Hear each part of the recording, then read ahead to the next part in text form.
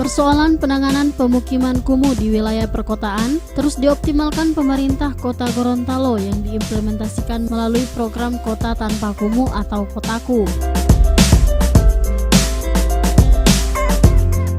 Di Kota Gorontalo, wilayah yang ditetapkan menjadi kawasan kumuh terdapat di Kelurahan Ipilo, Kelurahan Limba U2, dan Kelurahan Biau dengan anggaran terbanyak untuk pembangunan berada di Kelurahan Limba U2 sebesar 11 miliar rupiah lebih.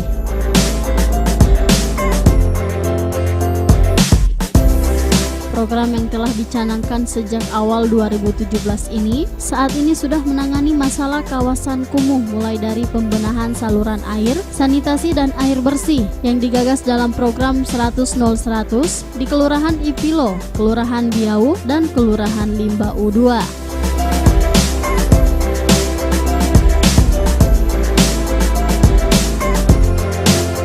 Atas upaya dan kinerja dari kelompok kerja perumahan dan kawasan pemukiman Pokja PKP yang dinilai oleh pemerintah pusat menempatkan Kota Gorontalo berada di peringkat 3 nasional setelah Surabaya dan Makassar.